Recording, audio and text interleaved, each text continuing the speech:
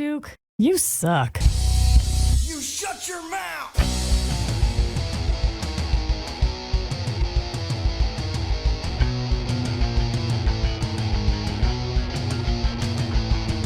Welcome to the Duke You Suck podcast. And now, Duke Durango. Hi, everybody. Welcome to the Duke You Suck podcast. I'm here with my friend, indie wrestling legend early in his career. This guy is so over, it's ridiculous. I can't honestly say enough good things about you since I've seen you burst onto the scene in PWA. I don't know, I want to say 4 or 5 years ago. Michael Allen, Richard Clark, thanks so much for coming on the program. I really appreciate the kind words coming from you. I'm happy to call you a friend, and we really bonded over our inappropriate humor. That's really what it was. I hear you talking about inappropriate things that we probably shouldn't repeat here, just joking around, and I joined in, and that's how we got to know each other, really. And I've heard Joe Rogan talk about the comedian's brain.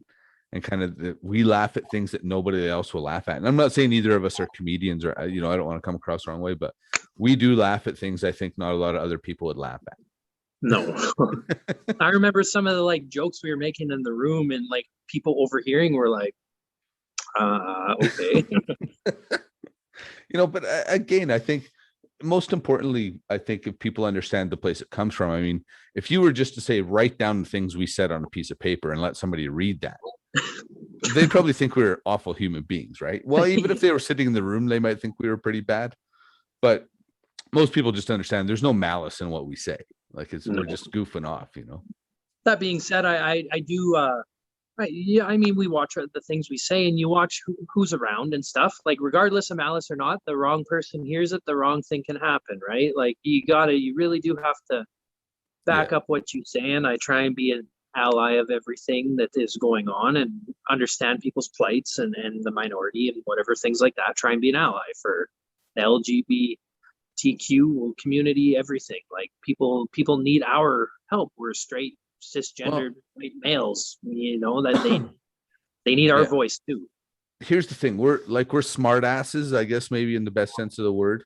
But we give a fuck, and I think that's important. Like you say, I mean, I had a light bulb moment. I don't know if you've watched the podcast yet, but the one I did with Wavell and sorry, names escaped me all of a sudden. Sequin Henneque. I did have that. I never knew what white privilege or how I experienced white privilege before that. Do you know what I mean? And then, quite frankly, I listened to it a second time after Wavell explained my white privilege to me. And of course, through that whole thing, now all I hear is that white privilege. So it tells you that guys like you and I, as much as we might smart off, we're willing to change our minds in the presence of new information, right? Yeah, and I mean that's just something that we obviously take for granted because we don't see it. We don't see the plight that they go through, and the real big. Like I said, I grew up in an Aboriginal heavy area in Manitoba in my high school years when I was playing hockey. I was the only white kid on the team, kind of thing, and I saw it. But it was never the full light bulb moment, like when we did that Northern Death Tour with Tony Candello in, what was that, 2017, maybe 2016? I can't remember. Yeah. And just seeing, I know he's touched it on Wavell's pod, but the fact that there's no running water, you have to boil your water. We're in Canada, first world country, and there's places that you can't drink from a tap, like we were talking about. That's just asinine to me. And absolutely 100%. And I was talking to a guy named, I don't know if you know Graham Sucha, the NDP MLA that comes to all the shows. But he taught me something about something called the Jordan principle, where essentially it doesn't matter whose level of government it is to look after it, whether it's federal, provincial, municipal. If you see the problem, fix it, and then sue the guy that was supposed to pay for it. Do you know what I mean? Now, I don't know how that sounds really good on paper, but to me, it's that's one of those things. If we could actually live by a principle like that, we could look after a lot of these issues relatively simply, I just think the problem is these people don't visit these areas. That's well known, and then they're also tucked away. When we did, and I know this is a problem in a lot of reserves that aren't tucked away per se, but people still don't visit these places. But these reserves were on the ice road. So I mean, summertime, they're islands. You can't get there unless you're going to fly there. And Yeah. let's be honest, right? Yeah. Well, and I mean, when you throw in the socioeconomic issues that are in a place like that, it's something, that you and I would have no frame of reference for, especially me, again, to your point, not having been there. So what politician, when's the last time Pierre Trudeau, or not Pierre Trudeau, that other douchebag, Justin Trudeau, when's the last time he went to one of those really remote places, wasn't there for longer than a photo op, spend a week there, 2 weeks there, see how those people live. Right. Yeah. And that's the truth of it, is what you got to walk them out in their shoes, right? Well, yeah, and it's hard to do that. And again, I'm not just calling out, Trudeau. He's not the only, prime minister that hasn't, kind of done his fair share. Their party hasn't done their fair share for Indian affairs. But at the same time, it's one of these problems we just got to get fixed. And I think until it becomes, now, hopefully, if there's a silver lining to any of this, these 215 children that were found, hopefully the silver lining is that now it becomes a white man's problem too, and then, then it'll get taken seriously, maybe. Well, that's where I intend on doing this, but myself, and I encourage anybody, not just white people, but especially white people, to write your MLAs, your local member of parliament, your MPs, your prime minister, your premiers, shit like that, and write them and be like, hey, this is what I know. Educate yourself. This is not okay. We need to search other places, or any other issues that you have. Write them. Well, that's, I was talking to somebody about it the other day, and the question came up, well, how much do you spend? And I said, who cares? You know what I mean? Like, and Whatever this part might sound, well, we have so much money to send to other countries in foreign aid. And I'm not saying don't help other countries, but I'm saying, let's make sure that our people here looked after before we start sending money elsewhere and saying we don't have money to help, to help our own. This pandemic has really proven how fiat, like currency, is a joke. Like, you look at the States, and what do? They just printed $1 trillion. Here you go. Yeah. Handouts for sure. businesses, and then their stimulus and whatever like that. Like, it just shows that we can just print more, right? Like, it's really the debt thing. Like, at the end of the day, I know people are always like, don't vote for this guy. They're going to put our country more into debt. But if it helps our country, I'll pay a little more on my taxes. If it helps people. As a fiscal conservative, there's part of me that says, yeah, but I want to make sure it's going to happen, right? Like, there's been billions of dollars given to, First Nations. And my question would always be, like, how much of it actually got down to the base level, and so we need to make sure that the funds that we're pouring in, like,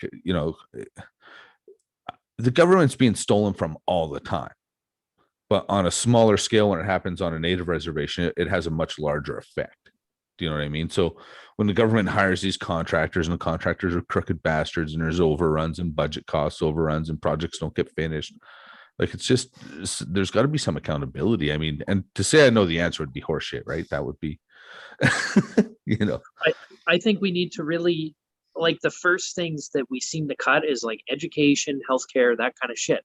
I think we need to pour more money into these resources. Mm-hmm. And I know some of the promises that some of the parties had was like universal mental health care. That would be great. I mean, nothing's really been implemented for it. It's a great promise, but like, we need this not just in cities, but like in these smaller communities. You need more mental health care. You need more resources going towards education, after school programs. I think that's where you really start. Instead of just giving a wad of money, it's give them resources. And, well, like, I mean, money probably helps as well, but like, build them that water treatment plant, like you were talking about before. What's the worst that's going to happen? You spend a few $1 million. Like, I don't know how much one costs, but it can't be billions. It can't be that expensive. And then you create a few new jobs for them as well. Yeah, absolutely. And then even to that point, you start building, nuclear power plants. It's funny, and I know that people hear that and get all stirred up because they heard the word nuclear.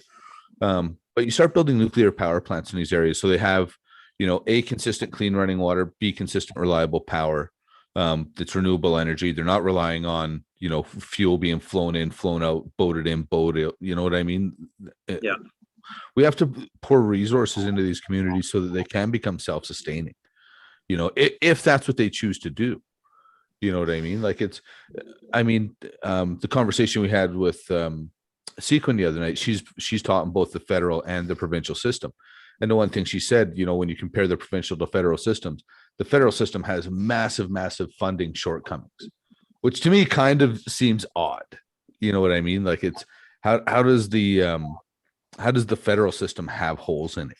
Like it's embarrassing to me. That should be airtight, yeah, for sure. Yeah, especially after all these years. It's not like it's brand new and they're just trying to figure it out. We're talking a system that's hundreds of years old. So now I want to move on a little bit from that, because we could probably I honestly think you and I especially could go on something like that all night long.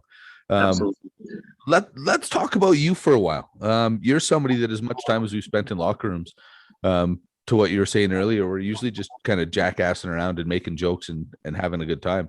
Tell me a bit about yourself. Where are you from originally? How'd you break into the business? Where'd you break into the business? How'd you end up at PWA? I know you worked at HIW, and I forget the name of the other promotion. I was checking your stuff out earlier, your bios.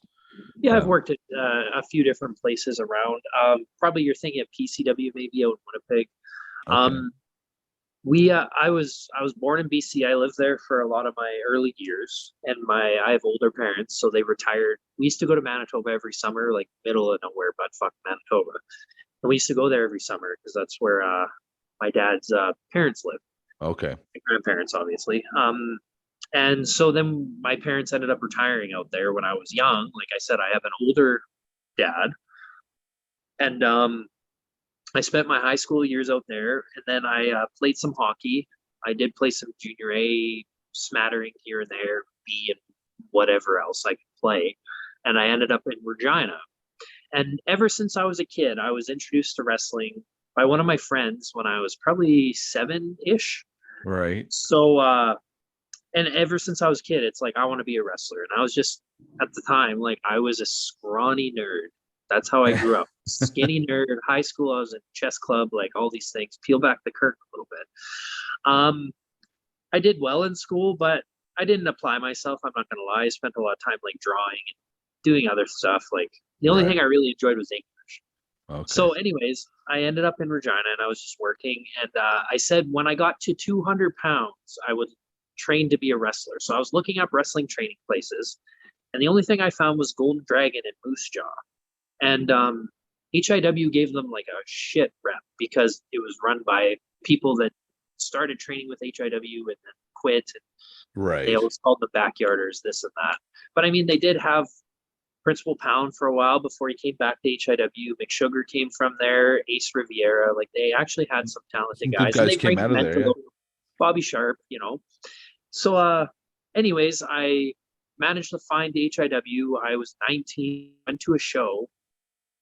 When I was 195 pounds, keep in mind. Not a good 195, but I mean 195 nonetheless. Had a little bit of an athletic build. I've always been quite athletic, even though I've been always like a skinny nerd. I've always been very athletic, very coordinated. Okay. So I went to a show, and if I deemed them good enough, which I mean, I don't fucking know anything. You think you do when you're a mark, right? You think you know it all. Oh, this guy's a good worker and all this other lingo. But, you know the words, yeah. Yeah. So anyways, Wavo was there too. And I remember these kids in front of me were like, that guy was in WWE, blah, blah. And I'm like, ooh. And like, obviously Wavo stood out because he's fucking Wavo. Yeah. And the other guy, that like King Cash and Robbie Gamble actually stood out. And after the show, I went up to Cash, who didn't own it at the time. He ended up buying it a year and a bit later, I think it was. Okay.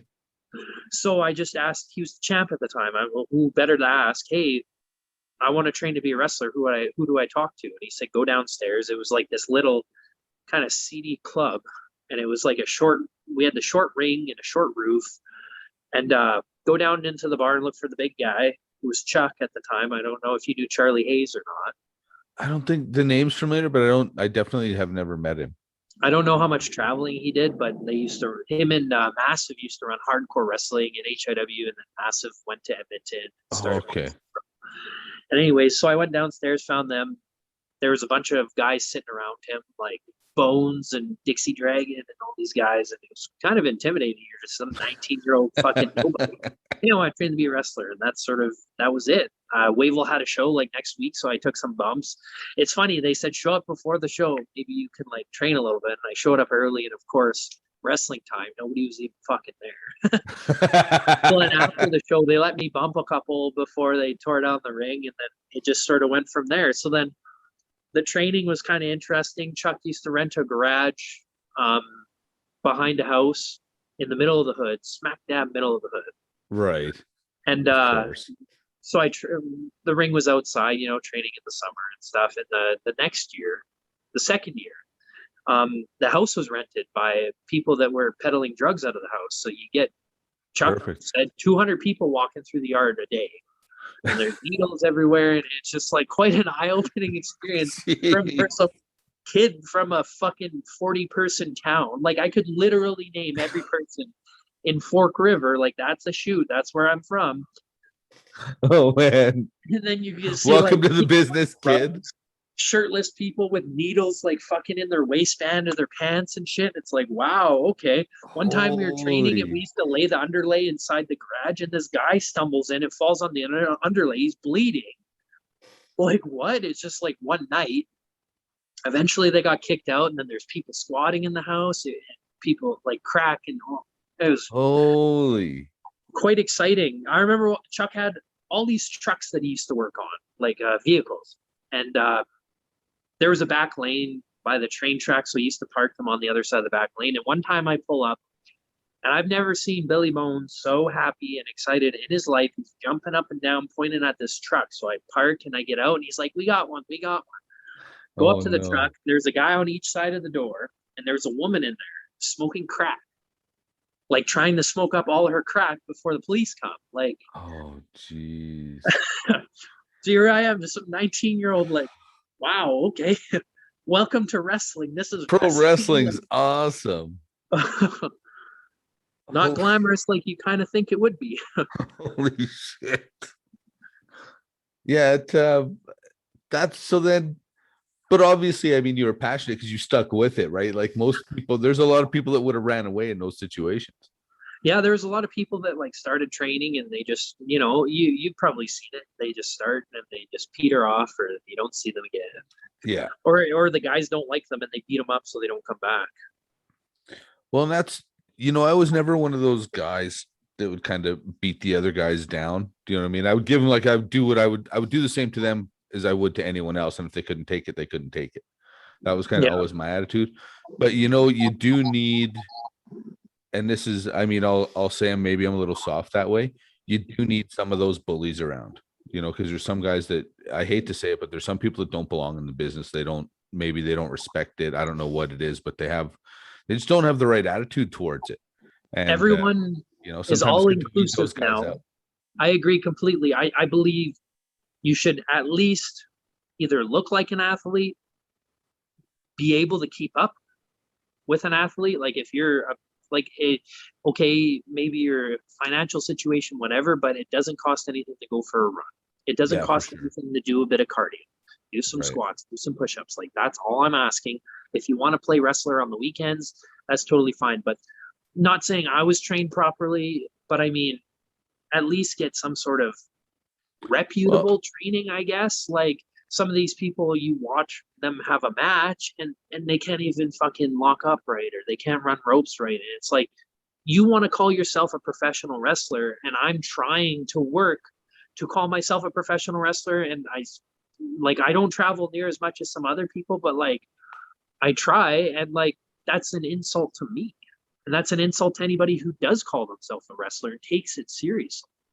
Well, and that's what I always say. Like the first word in professional wrestler is professional wrestler. You have to be a professional to start, right? Like the second you want to get paid to do something, the attitude has to change. It's something that you now have to take very seriously.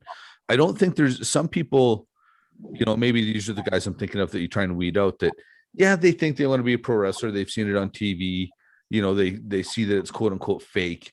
And then they get into that situation and realize like you still have to be willing to take a beating to do this.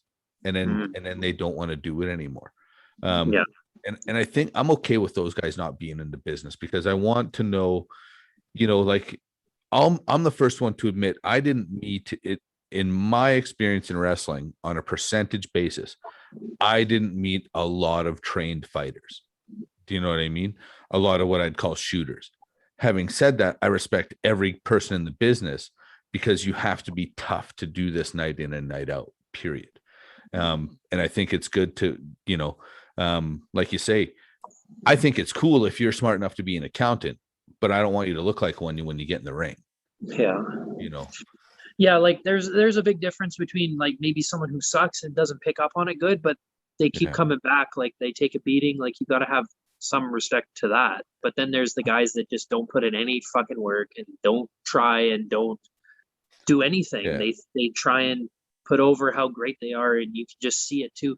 That was one thing I was talking to somebody about. Like it seems like wrestling attracts all the fucking either like very normal athletic people or the fucking weirdos that never played sports in high school and need something to validate themselves almost. Like I'm not going to say I'm accomplished, but I've done some cool stuff in hockey and stuff like that. Right. Like people, the be all end all is like beating someone or getting this offense off or like, Yeah. Getting come their on, shit like in. get your so many glass fucking egos. It's like at the end of the day, as tough as we are and whatever, it's a predetermined sport. Well, Like, that's, congrats, you beat me. yeah. Well, and coming from an amateur wrestling background, the only time I ever had troubles putting anyone over was the very first time. It was, and only because it was so foreign to me. Do you know what I mean? Like you're laying on your back, you're listening to the count 1, 2, and it's like I could so easily get out of this. Yeah. But and after that, like you say, it's a work. Like you're just there. I mean, a lot of guys get hung up on wins and losses, and I don't disagree that wins and losses count. I would agree with that. But I think a lot of guys, you can look really good losing. You know what I mean? Like, and probably what's fresh on everyone's mind right now, I think, would be the Bret Hart biography. And when you watch the match he had with Owen, did Bret look bad losing to Owen at WrestleMania 10? Not at all. Do you know what I mean? Like that absolutely elevated both of them. You know what I mean? I agree. That's just like Brett being a professional too. Yeah. Now, yeah, but when it comes to at the end of the day, like if you want me to do something, like whatever, like I understand the wins, losses, like perception, things like that. But if you're good at what you do, you should be able to do like what Brett did and stay strong. Like look at a guy like, I mean, I know this may be a bit of a foreign example or like what's the word I'm looking for? Like a anomaly, but like Kane, like the guy lost all the fucking time, but yet every time it was like you have to pick a big scary guy for someone like Triple H to beat. It's like here's Kane. Oh no, it's a big threat. But that's just how he kept himself and professional. That comes down to the professionalism as well. Well, I mean, I think Andre the Giant to me is always the best example. Like if that guy didn't want to do business, forget it. Do you know what I mean? Yeah. So the fact that even a guy like Andre the Giant knew that he had to at some point put somebody over to keep drawing, right? It should tell everybody something. Like Andre the Giant was willing to put other guys over. Who the hell are you? And he ain't putting somebody over if you don't want to. Yeah, exactly. He certainly doesn't have to. And I've heard there's a lot of, like I heard, I want to say, Luthez' name comes to mind, but I think I'm saying the wrong name when I make this, but basically wouldn't put anybody over unless he thought they could legitimately beat him. Do you know what I mean? Like unless they had a chance and could legitimately take him down, he wouldn't put the guy over. And I just think, man alive, imagine like there's certain guys in the business, like you imagine how many guys Ming would have put over then. I was gonna say, like, what about Parsons? Like Parsons would never lose. Let's be honest. Yeah. Like I watched a video, like I was there. I don't know if you saw the video. There's a video of Parsons and Titan shoot fighting, and Parsons gives him his leg. Like this guy is outweighed by 100 pounds. He gives Titan his leg, and instantly, boop, boop, puts Titan down. Like this guy's an Olympic fucking caliber wrestler. Yeah, for sure. Well, and again, like, you know, to use even Kurt Angle, right? Oh Like, Christ, yeah. you know, certainly wasn't the best amateur wrestler, but I certainly wasn't a bum. And I remember somebody asked me once, like, could you beat Kurt Angle? And I remember laughing so hard, like I wouldn't even walk on the same mat as Kurt Angle. Like if you Olympic stand there, gold medalist. Let's be yeah, honest. like there's what I did, and then what he did. Probably when I watch, you know, I watch a lot of wrestling on Instagram, and now that I'm so far removed from it, like I wasn't even doing the same sport those guys do at that level. Yeah. Him You and know? Lesnar is a freak of nature too. Like guys like that, it's just Well, and I think because they're in pro wrestling, I don't think they get the respect they deserve. Like Lesnar in particular, like how many guys can be in pro wrestling, you know, step out, train for a little while, jump in, 3 fights later, they're the champion, heavyweight champion of the world. You know what I mean? Like how many guys guy could just actually wants do to that? play NFL and he pretty much makes a team. Yeah. His last UFC fight, he had that intestine issue too, didn't he? Yeah. Like Yeah. guys just on another level. Well, and I think with that diverticulitis, I Yeah. think he's battled that probably for a lot longer than he realized. You know, I think he had that for a couple fights before, you know, the first time it actually was diagnosed. So you think of That's what just an animal he is, right? Like just a freak of nature. Yeah, Um, that's Actually Eddie Mustang. I don't know if you know who that is. yeah. Eddie Mustang told me he was at some tournament and actually wrestled Brock Lesnar. And he just said like it was, you know, Mustang was a large man. And so Lesnar apparently, the story I was told, picked Eddie Mustang up in a double leg and they were out of bounds, which means you stop, right? And, you know, most guys will just drop you back on your feet. Well, apparently Lesnar just put his hand on Mustang's chest and just kind of one-handed a 230-pound kid right to his back. Like that dropped him like he was nothing. Like just, he's always been like that. Just that farm strong, right? Yeah. The tendon strength, whatever you want to call it. Yeah. Well, and that's what, like, when people say like, you know, all men are created equally. Are we though? Yeah, look at me and you. No, I'm just fucking. Yeah, no, but it's true. Genetics has a lot to do with it. I mean, discipline, I think, is probably more important in a lot of cases. But genetics, but I mean, you can't tell me and LeBron James are the same.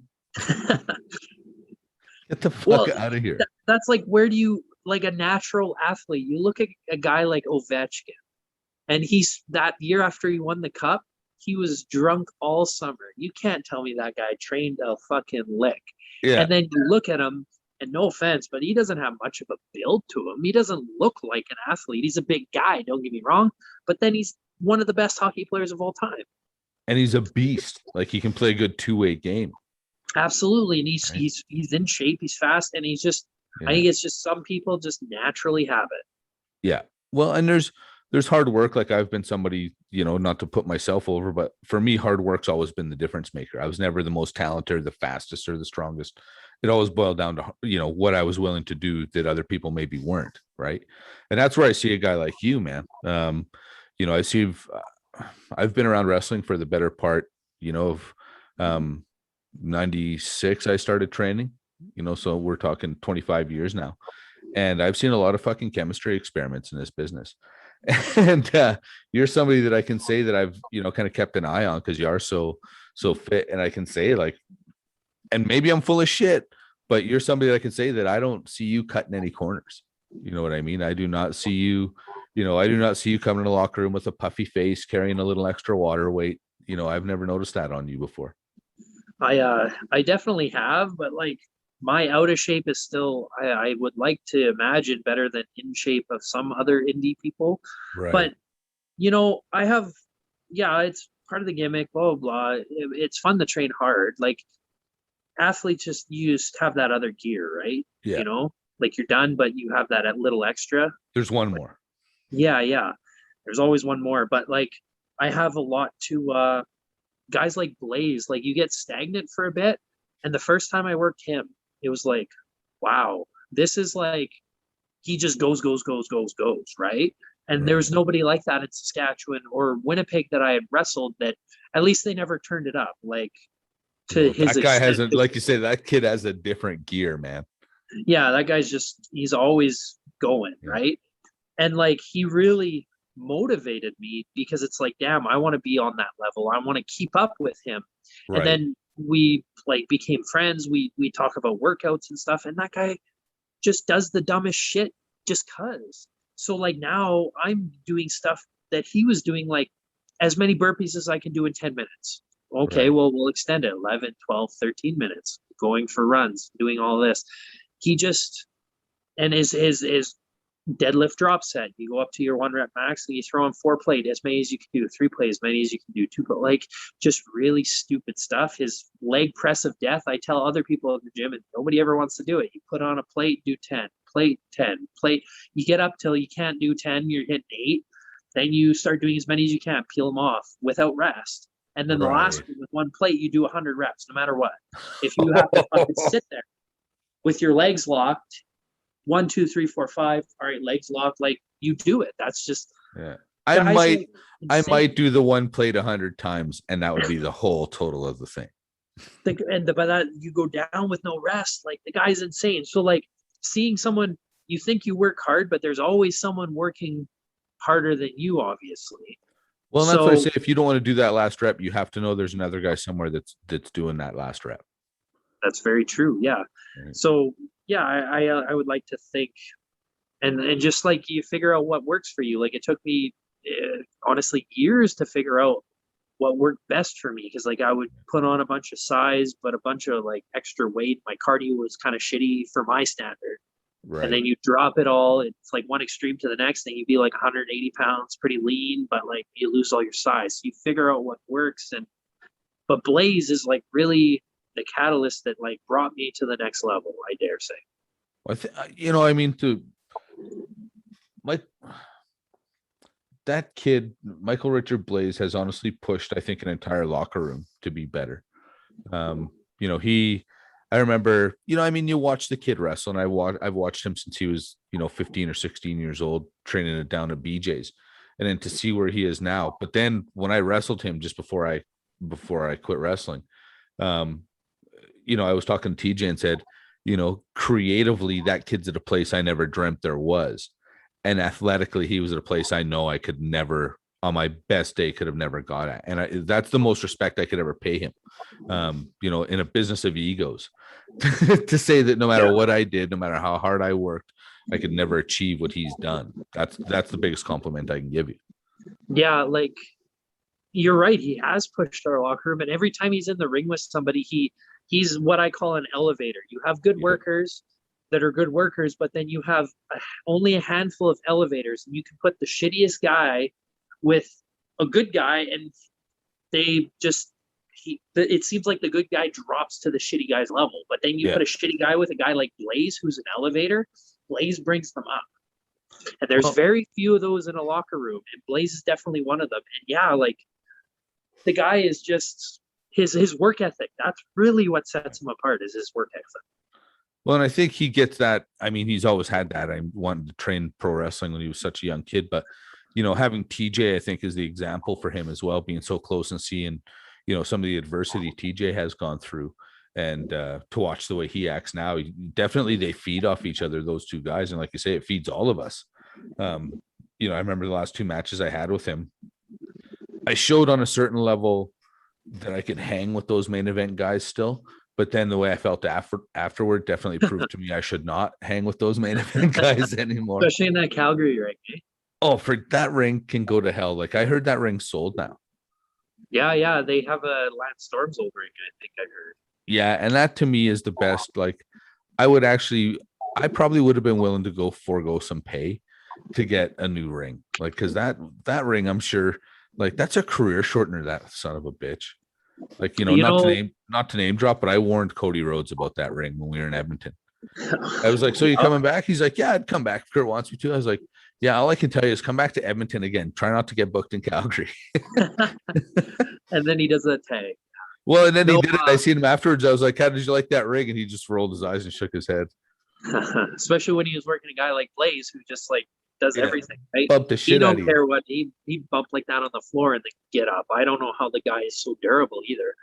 That ring, fucking that stupid Saddle Dome. Well, not stupid. It was a great experience, but that Saddle Dome show, I swear I fucking hurt my back and the padding. Like I swear, because it was on the ice, everything was so cold. We were cold. Oh, I gave like my Cesaro that middle rope suplex that I call that, and I right. fucking hurt the middle of my back. I don't even know how but it hurt for like, thank goodness for this pandemic, because honestly, I healed because of it. But like, Right. it was just that stupid ring, and the padding was hard. I think because of being on the ice as well. Like, Yeah. Oh yeah, man. That is honestly like, all of us guys that come out of the dungeon, we're a little snobby about coming out of the dungeon, and I'll be the first to admit that. Oh, the dungeon was so stiff. It was this, it was that.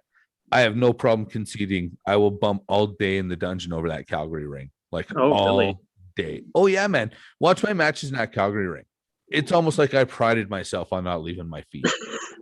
I remember I had a match with Nizar, and what did I do? I hurt my back a separate time, and it was the main event. I think I was champ, and I can't remember. Yeah, we were in the main event anyways, and he took great care of me, and I did not take one back bump because my back was fucked. Right. And we actually had a really good match. It was all front bumps and whatever else, but I am very thankful for that. See, that to me is a sign though that, like you say, you maybe didn't have the best training experience, or maybe not the most consistent training experience, but obviously you were smart enough to pick up, you were a student of the game and figured out how to pick that up, because not everybody understands how to work around an injury. Well, funny enough, when I was training, Chuck, very old school type of guy, and we'd be doing stuff and he'd be like, top rope's broken, can't hit the ropes. So then we'd have to wrestle a match without hitting the ropes or no buckles, or he would say like, bull's back's fucked, you can't bump bull except for the finish. Okay. So then you have to have a match around a guy's injury. His Jeez, arm's that's fucked, actually brilliant. and then of course like all the stuff on the fly, but he would often just say stuff like, oh, rope's broken, or this guy's back's fucked, he can't bump. So I kind of got a little bit of experience with that, like, oh, you can't hit the ropes, have a match, Figure it out. So yeah. Well, because I was actually at a PWA show. I think it was one of their second show. It wasn't very long into when PWA started, and I wasn't wrestling there yet. I was actually wrestling for a competing company, and their ring broke. What's that? RCW. No, it was called Western Canadian Extreme Wrestling. There's no, you and I could sit down. I'll tell you that story one day. That's a long sordid tale. But yeah, we were wrestling and the ring broke actually. And then kind of you had to watch, like it was one side just dropped down. Oh, so it was like the whole match you were running uphill, running up or downhill if you're working, or blow your knee out running diagonally kind of thing. It was but the boys all worked around it, they figured it out. Good for them. Yeah. I remember working in a ring somewhere. It was for Primos, who Mark Merrick. I don't know if you've heard of him. Yeah. Okay. He'll bring me in. He's always been good to me. I know a lot of people have some choice words for him, but he's always been nice to me. I like video games. He runs his collectible shop. He's always giving me deals on stuff. I have no bad words about the guy. That's all you can do, man, is deal with people on the experience you've had with them, right? Always paid me well, always been good to me, so I can't complain. But his ring, one time we were at a show and he was missing, I don't know how it goes together, but in the middle there's like a bar that connects them like this, and it was like this. Oh. Like there was literally like a 3-inch drop down the center of the ring. So shoot. I worked my match in any minimal bumps, obviously, and then any bumps you bump to the side or whatever. But that just reminded me of the broken ring thing. I think they're just missing a part or something. But you want a bad ring, PCW's the springy ring. Like if you bump too hard on it, you'll bottom out. Oh. And when you're running, it feels like pot on a trampoline, so it feels like you're gonna blow your knees out. But I got a Billy Blaze powerbombed me off I was giving Dick Blood a 10 punch or something. He powerbombed me off the second, and oh my Christ, he might as well powerbomb me on the floor. Really? Hey, once it bottoms out, you're screwed. One of the few times I can remember ever being winded. Really? Yeah, and I can't remember being winded since I was a kid. Oh, you know who used to wind the shit out of me? Do you know Kerwin Bostic? Brickhouse, right? Wasn't that his? Yeah, he was out in HIW for a bit. I do know him. Does he live in Moose Jaw? Because he used to come to Yeah, I think he's in Moose Jaw. Because Yeah. he used to come to our Moose Jaw shows when HIW ran at Moose Jaw. Actually, I was new. Really and truly one of the nicest guys that I met in the business, like a sweetheart of a guy. But when we were breaking in, he was like 21 years old, if that, 285 pounds, and he would put you through that dungeon floor, and we didn't even know how to bump yet. So I can remember just, Bruce Hart would be standing off the corner, slam, and coming to nail you, and just like, and I'm like 20. Geez, I started training, I was probably 23, 22, 23, and just like sucking wind so bad, just like and Bruce would be like, slam. Like, oh no. Yeah. Bull was like that. I don't know. Bull Bodner came out to a couple PWA shows. I know. Big, strong guy. There's a story about him. We were talking about the Brawl for All Saskatchewan, and some people put their money on Bull, actually. I wouldn't want to get grabbed by him anyways. Right. There's a story one time he was driving the ring truck back, and we had this old big trailer. It wasn't a covered trailer, but it was one of the big old long trailers. Apparently the trailer came off the hitch, and he was so pissed off he just walked out, picked it up, put it back on the hitch. Oh shit. Yeah, like guys like stupid strong. With the whole ring on it. That's crazy. Yeah, when I was training, he was doing a lot of the training with me. Like I had Gamble, Joe came down here and there, but Bull I did a lot of stuff with as well. And you learn real quick to start how to sandbag certain people and stuff, because when he hip tossed you, he fucking drill you, and you get that little bit of ass first, and you feel it all the way up your internal organs, like that shock wave. You must know what I'm talking about. And I call it like a V bump, and then you get a whiplash from it. Like it hurts your ass, and then it snaps your neck at the end. And I remember they were trying to get him to do like a Bubba Bomb, so like the full Nelson sit out gimmick. Shit. And he gives you the full Nelson sits out, and like first couple of times are fine. Then the time where he decides to hold on, and he drives your chin into your belly button. Like, let's not do that anymore. Oh man, people don't understand. Like, I never got hurt oftentimes in the matches. I always got hurt trying shit. Yeah, oh yeah. You know what I mean? Like, oh yeah, let's just try this. After the practice, you'd just be screwing around trying stuff like that, and that's when I always got hurt. It's always the new stuff, or you're tired, or you're this or that. Yeah, for sure. Yeah. Well, that was my problem the last couple of years I was wrestling. I kept getting all these stupid injuries because it was always like, oh, I could still do a vault over you, Chris Steele. Just throw me up. I promise I won't twist my ankle. Whammy. There goes another big roll. There you go. Yeah. Like it's and that's the thing, right? Is I think it sounds funny, but there's a healthy medium for staying fit. Like I look at Chris Steele in particular. He's a good example for me. Of somebody that has the wear and tear of the wrestling, but also the wear and tear of years of lifting really, really heavy, because he's such a freak. Like I don't know if you've ever been in a gym with that guy. I've heard stories, and I've seen. You remember those big canisters? What, like they're drink or like compressed canisters or something? Right. Do you know what I'm talking about in the casino? Oh, those little mini kegs. Yeah. They're like, I don't know, 3 feet tall and yay round kind of thing. Yeah, pony kegs. What was in there? Beer? No, those either beer or pop syrup. Yeah, but anyways, how heavy do you think they were? Oh, they're probably 50, 60 pounds. I remember he would like just pick 2 up, like one hand, and the way the handles were, he'd line them up and just grab them and pick them up and just like whatever warm up with them. Like, of course, right? Yeah. Oh man, I remember I would tell people, like, be careful what you give him. He's another guy. Like, you don't have to sandbag him with him because he doesn't put any gravy on it, really. But I would say, like, be careful what you give him, because he will put some gravy on it. If he does, like, you're gonna know all about it. He was always good to me. Like, it was one of the funniest but most painful things I ever seen in a ring was Tex Gaines. The Stampede ring had the turnbuckles or chain, and then they were held in with a steel pin. And he was on the top rope and slipped off the top rope and crotched himself on the top turnbuckle.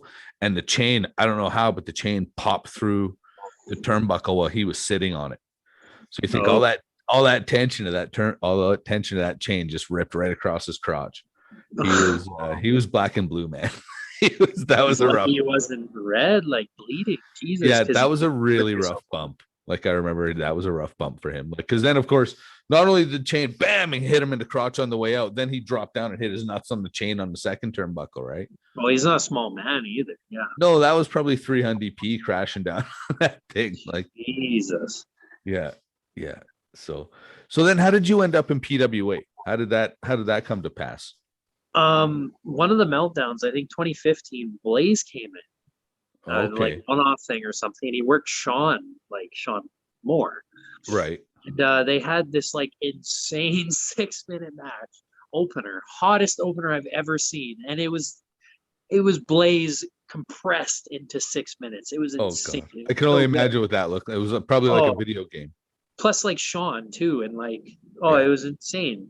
So then Prime and Sean started getting booked in PWA because Blaze was like, hey, I guess he vouched for them or whatever. Right. And then Sean started vouching for the rest of us. And I think me and McSugar came in for an anniversary show to fill a big tag thingamabob. I don't know if that was even our first show. I remember we worked the Rebels a couple shows too in the casino in Calgary. So that was when me and McSugar were tagging. So that was around the start of the PWA, but I'm pretty sure it was basically a vouch from Blaze, from Sean, from Prime kind of thing.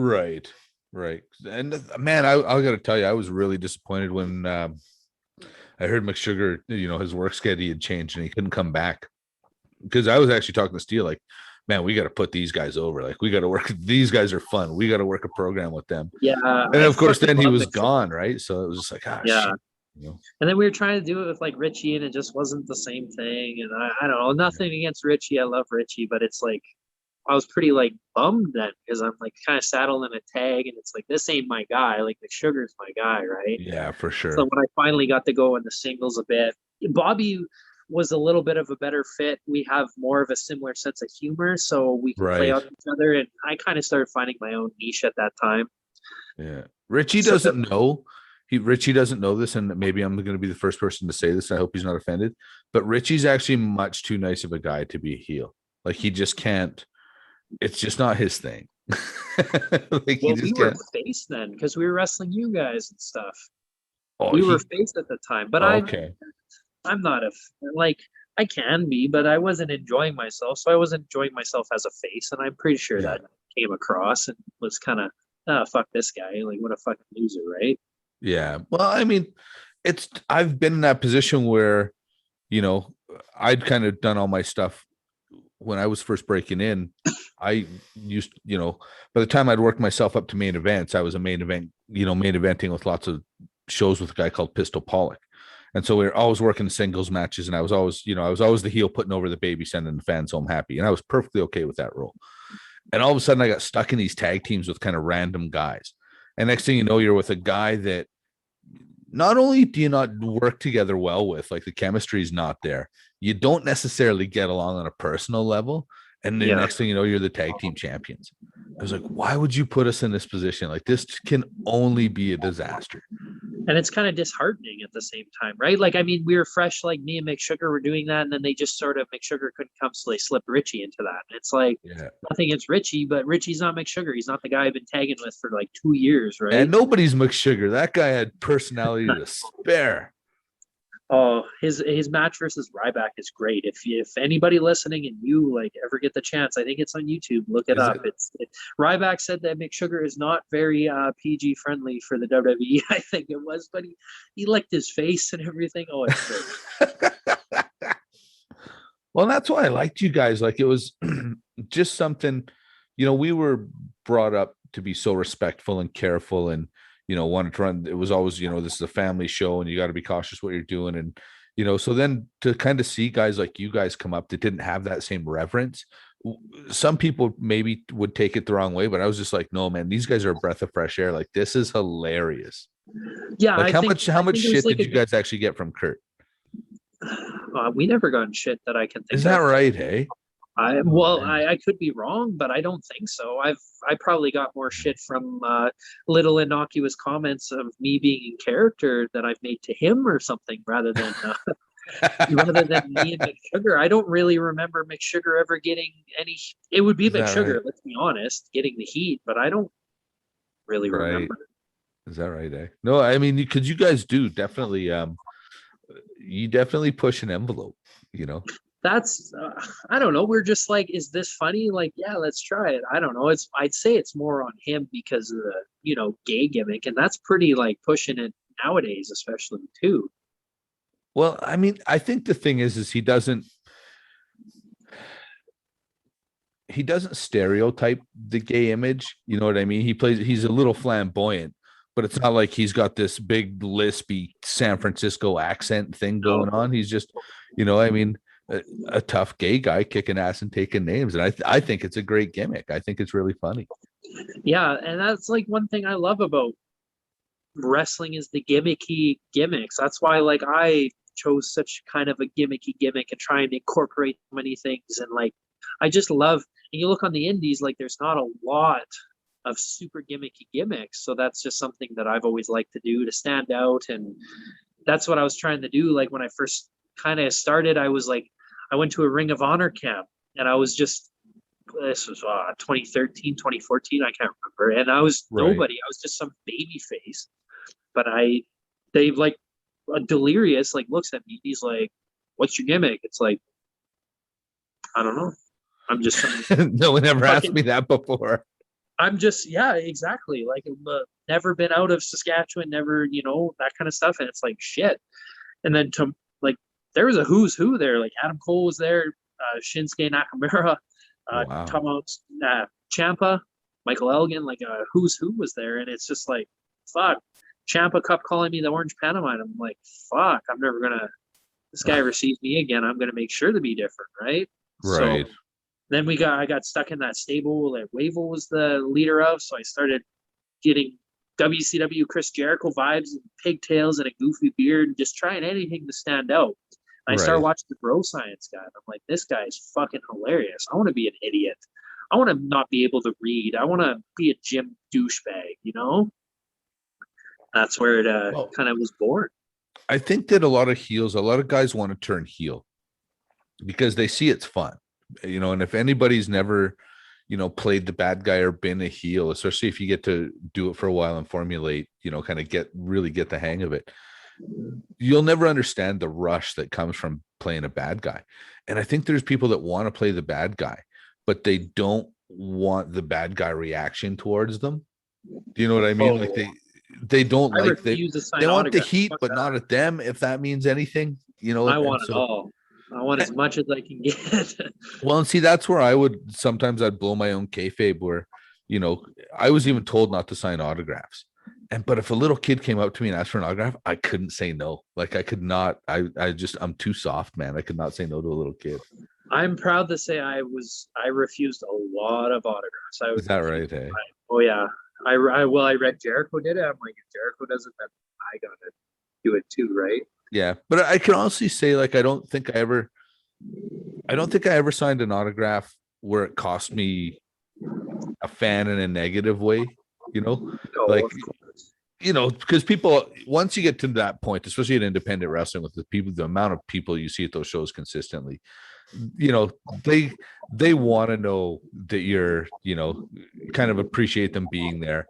But they also want to tell you you're a piece of shit, Yeah, there's definitely a line of where you draw that, but I would do my best to avoid a lot of those situations anyways. Right. So that I wouldn't have to turn them down, like you say.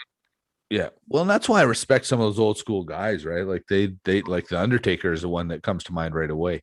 For 30 years, man, he was the Undertaker. Like there was no change in that. And it's like, I don't know, for right or wrong, I don't know that I was ever dedicated to anything like that. That's wild to think about stuff like that. And that's another thing Chuck would do. Like, well, does the Undertaker go out at intermission sign autographs? Neither should you.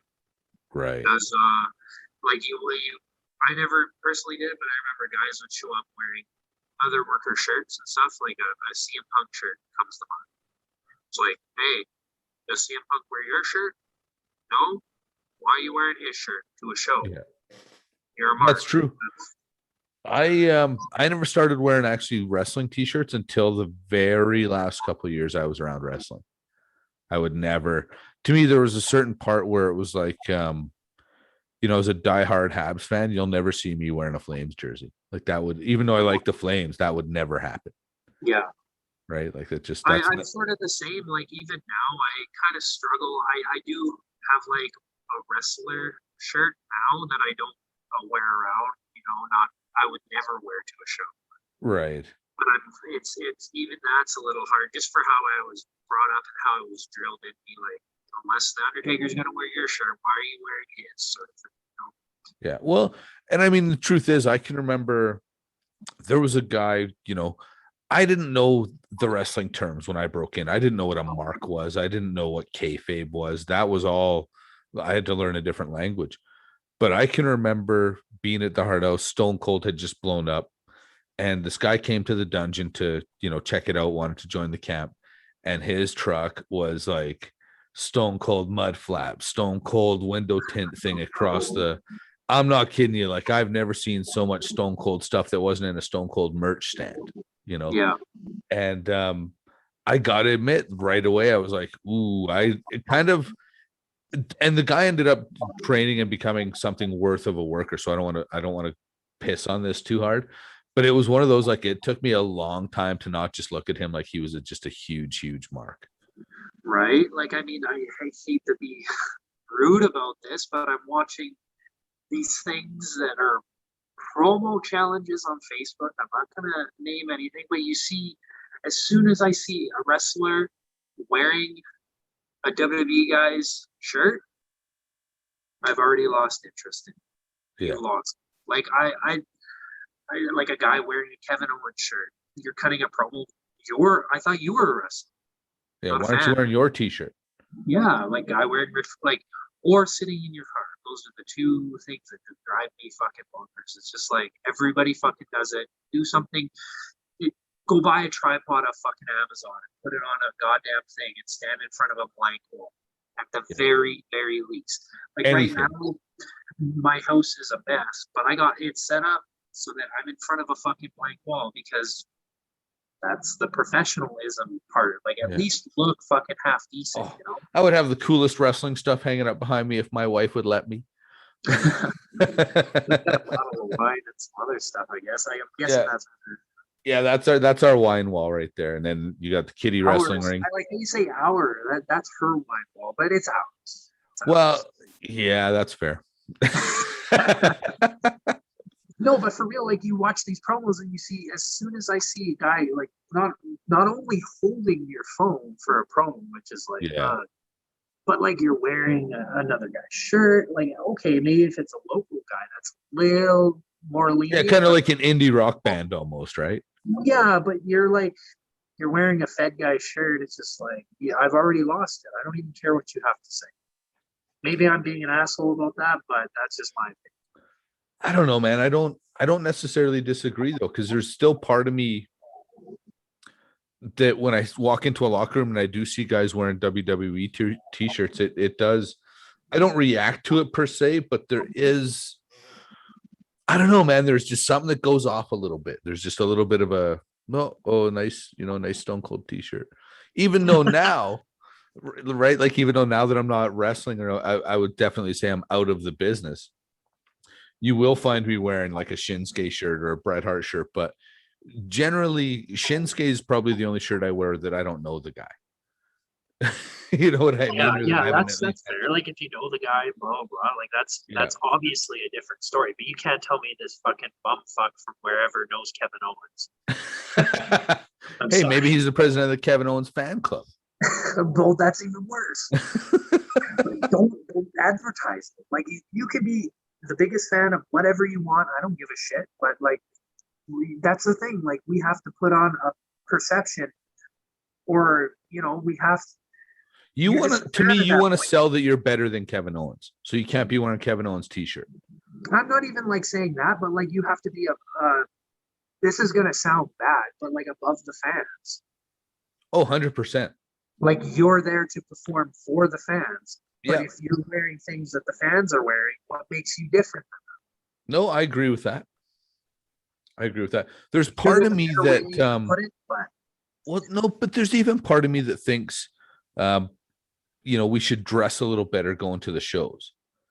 You know what I mean? Like there's part of you that, and I know obviously we're not all making, we're not making money to be buying suits and stuff to be rolling up to the show in suits and whatnot. But I always thought like we should look at least somewhat better than the average fan walking through the door. And that's not to say I set that example, but generally I look like I had bath and shit like that when I get to the show.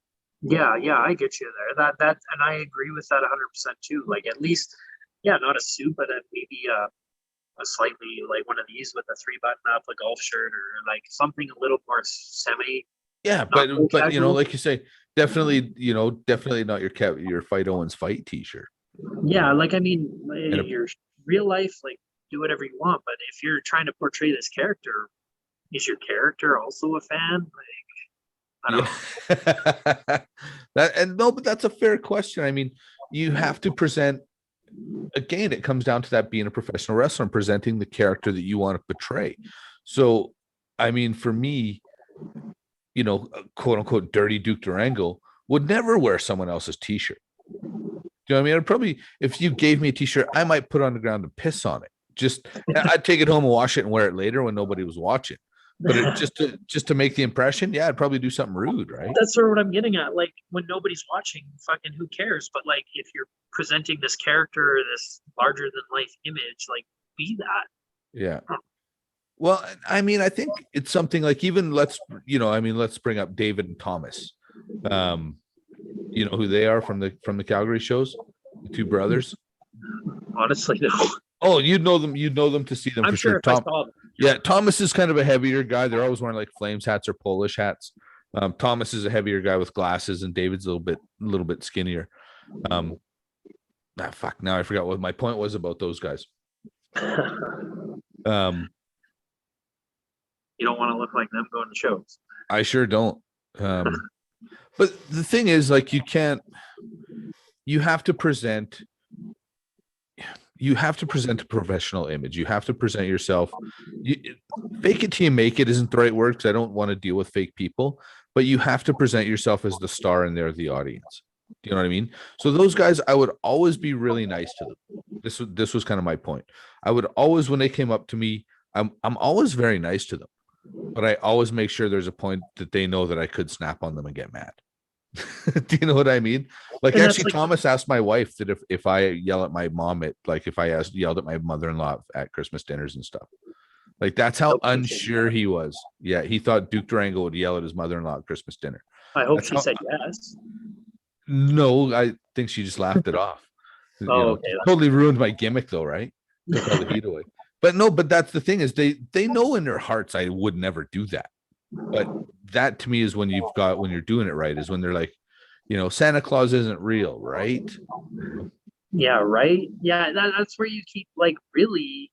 I mean, this was at the Evolve show or tryout camp, whatever it was when I was at. They, I believe it was Stokely Hathaway was talking to us about social media, and it's like he used this exact example, but he's like, I don't want to know who Michael Elgin is married to. Yeah, I don't give a see crap. Michael Elgin beating people up or suplexing people or whatever. I don't want to know about his personal life. Like, keep that separate. Like, we don't. That's the other thing. Like, you don't need to know if Michael Allen Richard Clark is married, dating anyone, single. It doesn't fucking matter, because that's not relevant to. But everybody just wants to know more and more and more, right? Well, and I think that's our celebrity society, right? Where people, and this is something I feel very differently about, like, paparazzi and those kinds of magazines. I mean, obviously there's situations where people phone paparazzi and tell them where they're going to be, so they'll come take their pictures. And I mean, that's a different conversation, but I think it's absolute horseshit that somebody can come take your picture and sell it to a magazine or something, and they print it and then they sell it to millions of people, and nobody has to give you any money. That actually blows my mind.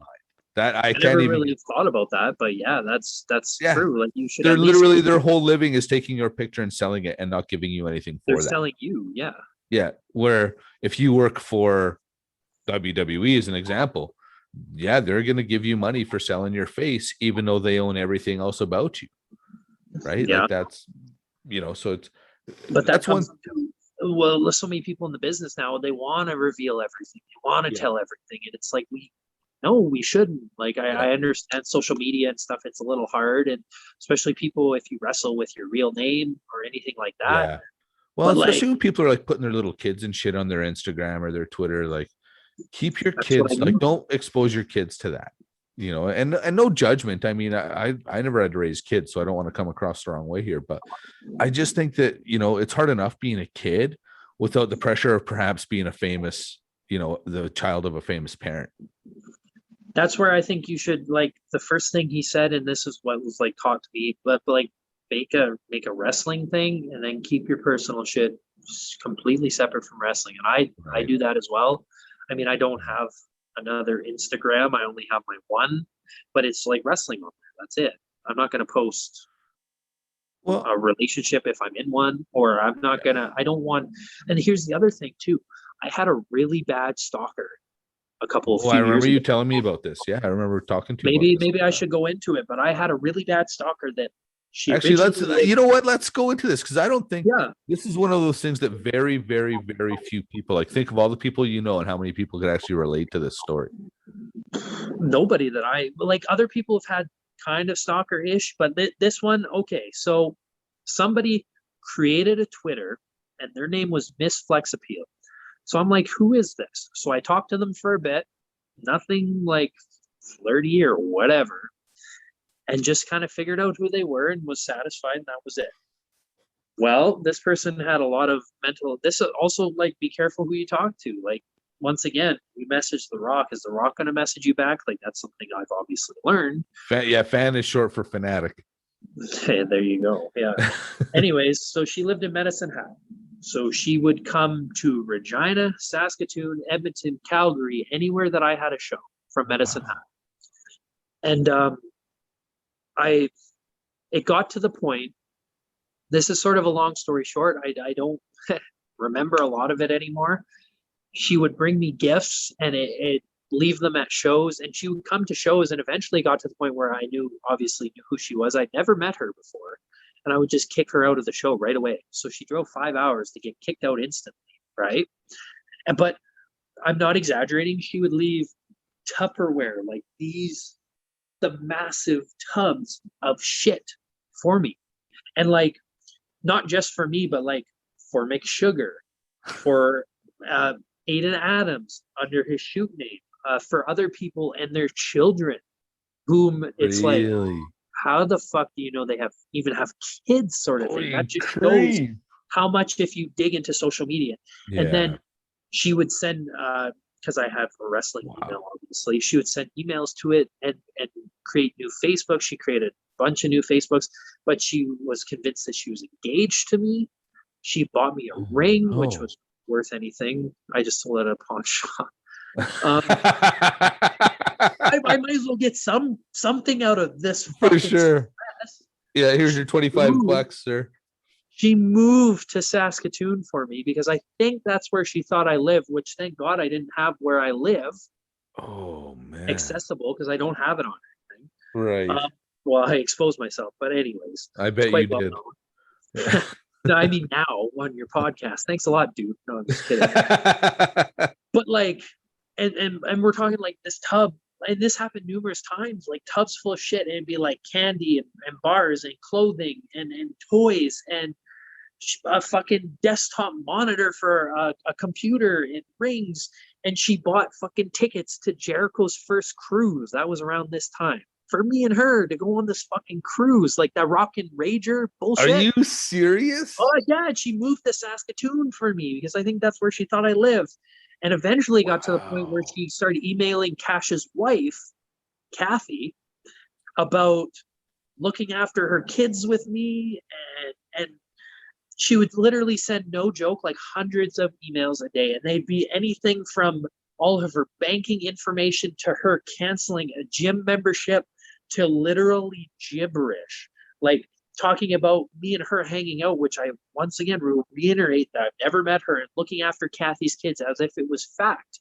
And she was just straight delusional. And I started, like, I actually went to the police about this. I went to the RCMP and they didn't say, well, too fucking bad sort of thing. But I actually went to the police about this and filed out fucking police reports. Really? But she would like she also left me like signs before that was like a real man. Like she was so back and forth. Like she'd be like, "Fuck you, you fuck, someone else loves me," and then be like, "I love you, I miss you," and it was just so fucking twisty. And it was over a number of fucking months, like Just probably bad 8 shit, months. crazy. Yeah, and then Kathy got involved with the police too. So then that's when they started. And one of the emails I remember was about a gun going off and my body in a trunk. So that's like, I'm like, fuck me, man. And she had like threatened me with her brothers and other things before, being like, my brothers are going to get you, sort of thing. And I had a cage match against Cash. And like, I know this is like ridiculous to say, but I had actually thoughts. I'm going to be locked in this fucking cage and someone's going to stand up in the crowd with a gun and try and fucking shoot me or something. I'm going to be stuck in this cage. Wow, she was in your head like that, hey? I was so stressed. I was like paranoid to the point where I was watching if people were following me, like headlights behind me. When she came to one of the Edmonton shows, she was waiting in the lobby for me. And I literally am like, at this point, it had already gone on for quite a while. I'm like, what the fuck are you? Like, I cussed her out. I'm like, get the fuck out of here. Like, leave me alone. I'm calling the police, blah, blah, blah. And she waited in the parking lot and Sean Moore was here and she like came out of her car and like ran at me and all I could do was put my bag between us. And even Sean, like you've never seen Sean get hot. He started being like, what the fuck? Like leave him alone, blah, blah. And it was just like, I'm going to call the police. You can't call the cops, like just delusional. So eventually the Saskatoon police picked her up and put her in a, I don't know the proper term, but a mental hospital. Right, some sort of treatment facility. Ward or something. And she was supposed to not contact. She was still contacting me, but eventually it stopped. And I don't know what happened. That was sort of the end of it. She got arrested. So when under is like the last time you heard from your queen? Fuck you. Sorry, man. No, it's okay. It was funny because Blaze will tease the piss out of anybody for anything, right? And even he at one point was like, one time at the Calgary show, she left literally a garbage bag like full of shit, and that was like that computer monitor and whatever else, bunch of toys and stuff. And even he was like, dude, I can see how stressed you are about this. I'm not even gonna tease you about this because it's fucked up, right? Right. Because obviously everybody knew at that point. Now, did she ever take it? Like, was there ever like, and this is because I'm a weirdo, but like, was she ever sending you like sex toys or anything like that? Because buying you candy, like buying you candy and stuff seems weird to me. Like, it's like, what's my gimmick? Yeah, you don't seem like somebody that eats a lot of candy and junk food. And I don't really care for candy. That's the best part. I'm more of a savory kind of chips and wings and shit like that. It's just like chocolate bars and yeah, she started dragging other people. Did you tell her that? Like, if you knew me at all, you would know I prefer chips. No, I was no response for fucking ever. Like, told her to stop, and that was it. And that was months before, because I didn't want. The way I see it is like, as soon as you reply, it'll reset, and it'll just he replied to me. Now I'm gonna get 100%. But not that helped. But yeah, so she got picked up and put in a psychiatric unit or something, and this was what, 2017 or 2018, and that was the last time.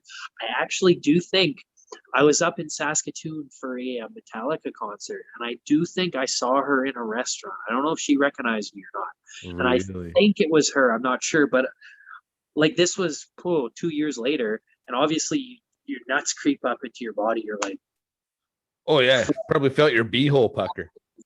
But she was like, the original emails were just like that cruise that she bought. That was one of the early things. And then I remember one email was like, I can count on my fingers and toes how long until we live in the same province. Wait, what? Like, what? Pardon me? Like, what? Wow. So that's that story. And there's a lot more to it, obviously, but I mean, that's the too long don't read version. But I can honestly tell you that I don't know anybody else in the business that had this though. Like, certainly at our level anyways, you know what I mean? Yeah. And I mean, like I said, I remember like, and this was like throughout the winter. So, I mean, these tubs would be there from the day before and covered in snow sometimes and stuff. And you open them up and just like the most random assortment of shit. I mean, I guess on the upside, you're fortunate you weren't opening up and there's like dead rabbits and shit in there. Like, you know. Oh Jesus! Well, there's home cooked meals, so I didn't eat those. Like some of the Oh other boys yeah. did, and they were actually fine. But like, is she gonna fucking roofie me? Is she gonna drug me, poison me? I don't I fucking. can honestly say I never ate or I drank anything a fan gave me that wasn't in some sort of sealed container. Yeah. There was like lots of sealed things, but of course they froze and they exploded in the box as well. But there's oh, here's another one. There was a calendar of fucking bunnies, which is hilarious because I fucking like bunnies. And I don't know unless you just look at the accounts that I follow on Instagram. I like animals, like who doesn't, Right. right? But she had printed a sheet that was quotes of some Pantera songs, quotes from some of my favorite books that I still don't know how they knew, but she capitalized some of the words. And Uh-oh. it was a code, so then you fucking piece it together. I can't remember what it said, but it was something about like get me out of here, help me or something. Really? Oh yeah. Holy. You know, actually, you know what I think when I realized, like, okay, I really love this kid with you was we were working. It was obviously probably the first or second time we'd ever wrestled each other. And I came out to the ring and nobody else in the locker room even knew what Slayer was. Oh, and I was fucking singing. Yeah, I come out to the ring and you're singing our theme music back to Steel and our ring music. And I was like, okay, this kid's got it. Like, I like this kid. You know, I'll give you this too. Me and Parsons used to come out to Rage Against the Machine. Okay. What's the fucking song? What's their famous song? Not Bulls on Parade, but the other one. Fuck you, I won't do what you tell me. Yeah. What's that song? I can't even think of it. I'm 50. Anyways, when we would get drunk and go to the DJ was cool enough that he would play the music that we requested. So we'd get like Pantera and like Rage Against the Machine and stuff, and we would literally mosh with our friends. Nice. So he's like walking around the ring just like you, and we're both mouthing it. And then when it drops, it's like, hooah, and we both like did the headbang, even though we're about to wrestle each other. But same with you. Yeah, I'd always sing Slayer. Great song, great album. That's off of Seasons of the Abyss, or is that what the album's called? Yeah. Well, truth is, I don't even remember. I just pulled it off of. The thing for me is if I had all that music from when I was a kid, I would have thousands of fucking tapes and CDs. So what I would end up doing is I would just lose them and buy the Greatest Hits album. So that's actually off their live disc, Decade of Aggression. Oh, really? Okay. Yeah, I'm pretty sure that's off Seasons of the Abyss, which is one of the Slayer albums that I like front to back. It's right. What is it? Expendable Youth, that's what it is. I was gonna say kids or something, but yeah, kids. Youths, if you've ever seen My Cousin Vinny. Yeah, I mean it's that, and that's the other thing. I mean, not a lot of guys in our locker room even, would know what Pantera is, never mind. Like you're easily the biggest Pantera fan I know. No one else even a close. Everybody always jokes about that. Do I like Pantera? Well, a little bit, Yeah, I fucking love Pantera. Pantera is the reason I'm fucking anywhere built that I am. That's what I always say. So right. Well, and that's how I am with Metallica, right? Like I remember my mom telling me when I was 15, 16 that, eventually you'll grow out of that music. It's like, no, I still listen to Metallica every single day. Metallica's fucking amazing. I love those first handful of albums. There's no better front to back album than Master of Puppets, I dare say. That's like a metal masterpiece. Truly. You know what? I've been thinking about this since you said it. And another one for me, though, and this isn't just to blow sunshine up your ass just so we can find this common ground, but Vulgar Display of Power is also another. That album front to back is unbelievable. My favorite Pantera album is actually Far Beyond Driven, not Vulgar. Is that right, eh? But I mean, I love them all. Like when your weakest Pantera song is stronger than most other songs that you listen to, like I've never had a band before or since where I've liked literally everything they put out. I just love how, aside from their first like hair metal stuff, even power metal when Phil was there, though, it's actually decent. Right. But like from Cowboys onward, like I fucking like everything that they've done. And when I was a teenager, I'd find bands that I like. Metallica was one. I've always gravitated towards heavier music. Right. I remember going on Kazaa, which is like basically a downloadable thing, and I had dial-up internet because I was in buttfuck nowhere, Manitoba, and it'd take literally 20 minutes to download one song. So like a song had to hook me within the first 30 seconds, otherwise it's not worth my time downloading. So I would literally type Metallica into the search because I didn't know what I was looking for. All I knew was Saint Anger was kind of cool at the time because it was like SummerSlam's theme in like 2003. So I'm like, okay, that's cool. So then I found like The Thing That Should Not Be, Master of Puppets, like all these Oh, great there you songs. go. But then when one of my friends showed me Pantera and I started downloading Pantera and I downloaded every single thing they had, there was nothing I didn't like. And I couldn't believe that there was the band that existed where I loved everything that they did. Yeah. See, I'd be lying if I said that about Metallica, right? Like Load and Reload fucking suck, man. the first 4 albums, you know what I mean, are just unbelievable. Then that Black Album slowed down, but it's still like when you hear them play when you hear them play that stuff live, it's like when you hear Sad But True live, it's so heavy, right? Like Sad But True's great. Yeah, I like it's like so that album's real heavy. And then like you say, Load and Reload. Fuck, why do you hate us? You know what I mean? What the fuck did we do to you? There's Saint Anger. Get the fuck out of here with that too. Saint Anger. I don't mind a couple of songs, but then Death Magnetic is fantastic. But like, there's like Absolutely. literally 4 songs on Load and Reload that I like. And it's funny, Until It Sleeps is like, I bet you a top 5 Metallica song for me. Is that right? Hey, I really like Where's Your Crown, King Nothing. That King Nothing's good. That's the other one. Tune. That's one of the other ones that everybody always names. Unforgiven is usually one, and then there's one more that was like, it was passable, you know. Right. Yeah. And it wasn't Fuel. That was just, I mean, fucking Bob Rock tried to ruin Metallica. I don't know. I still hate him.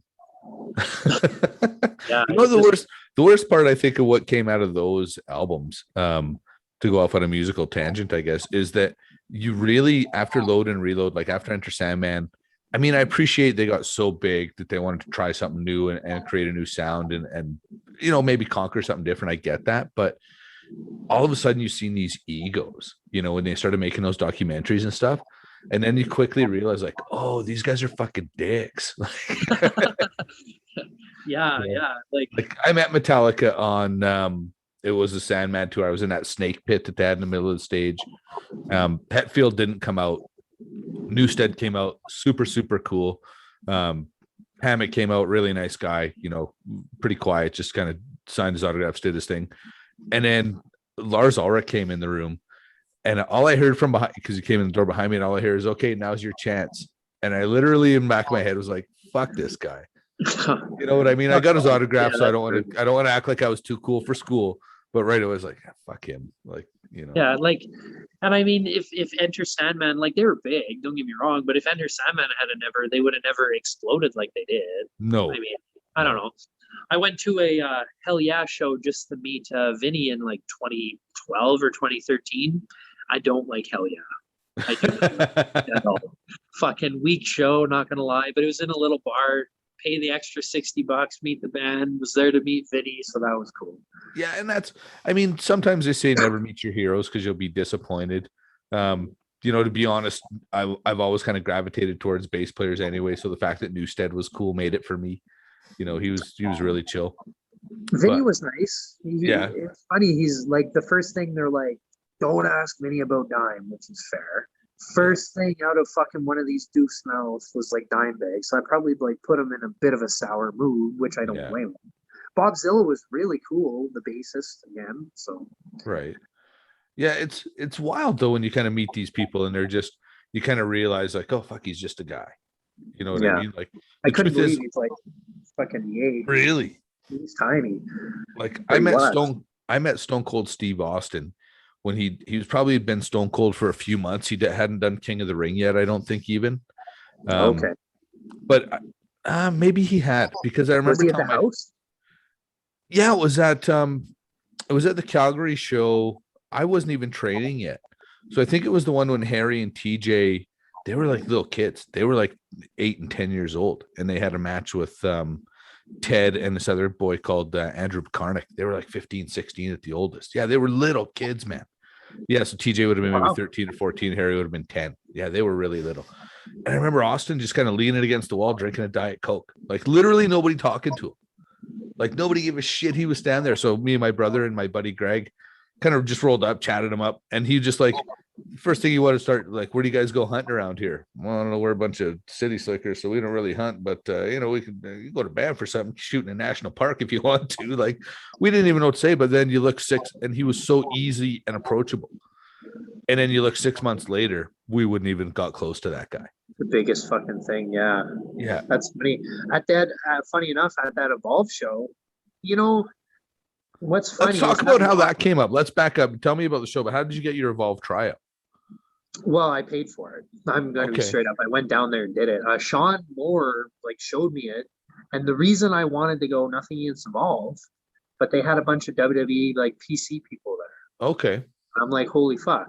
So Serena Deeb, Oni Lorcan was there, Norman Smiley, Right. that Stokely Hathaway was there. They had Drake Younger, the ref was there. It was my goal was man, and all it takes is one person to like you, right? Absolutely. If one person can like me, maybe I can sneak in for a tryout or something, right? So anyways, we go to this Evolve camp. It's down in Florida. I'm just by myself. It's blast, fun trip. Trips by yourself are fun. Anyways, so we're at the show, and my water jug, man, Mick Foley noticed my water jug and called me over and asked me about it. I was carrying my water jug around because it's dual purpose. It's not only gimmick, but it's fucking big thing of water. Why not? It's a conversation piece. And someone across the room yells, "Pantera, Cowboys from Hell," because I have it big on the thing. It's Bugenhagen, Eric Boogs, in the WWE. He yells it from across the room. Oh, hey. So later in the show, he's backstage, no one's really around him. I'm fucking chatting him up. And a super fucking cool guy. We're just talking about music and stuff because, anything you know about that guy, he loves fucking music and metal and whatever else. So we're just chatting about bands and stuff. And he was oh, I'm only going here to do this sort of thing. And I'm like, hey, man, you're fucking getting paid and doing something. He's like, yeah, that's true. And, he was really cool. Down to earth, fucking super cool, big fucking dude too, obviously. Right. Yak to the ears, strong as fuck. Yeah, super cool guy, super charismatic. We'll always put him over. He fucking I told him about some music and I sent it super indie stuff. They're called Bench Press. They're 5,000 views out of Philadelphia. I found them 10 years ago when I was looking for music about working out. Bench Press came up, right? I actually have permission from them to use their shit. Just because they're that indie, right? Hey, really? That's cool. In YouTube, don't copyright me. Yeah, go ahead. So I sent it to him, and he fucking a little mark out here, but he followed me on Instagram. Fuck yeah, that's cool. Bugenhagen, even before I met him and everything, me and Blaze and other people, the name people, we'd always be like, this guy's fucking sweet. Look at the shit that he's doing, and he's super strong. And yeah, so really nice guy. That's why it always kind of blows me away when I meet guys in our locker rooms. And even if they've been previously a big star, it always shocks me when I meet guys in our locker room and their egos, they walk around like somebody. Because my attitude is as much as you've done it, and I don't want to knock anything anyone else has accomplished. I'm not somebody that rips down somebody else's accomplishment, but it's always yeah, but check your ego because you're still at the ssame show we are. You know what I mean? You're on your way back down almost, or whatever. What's that saying? Be nice to everybody on your way up because you'll pass them on your way down. Yeah. Well, and even if we're not going that far, right? And I'll use Jinder Mahal as a really, really good example in that, he'd been with the WWE. He got released, started working the indies, came back to PWA, was working a bunch of shows with us. And I remember sitting in a locker room with them. I'm assuming it was the anniversary show. Just because we're the time. Yeah, there was that one in Calgary, and Cody was there too. Yeah, you bet. And I remember him kind of leaning over and just whispering in my ear, yeah, I just re-signed. Do you know what I mean? But here was a guy that he didn't big dog anybody.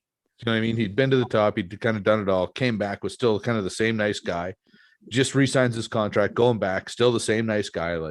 And now here's a guy that's a world champion.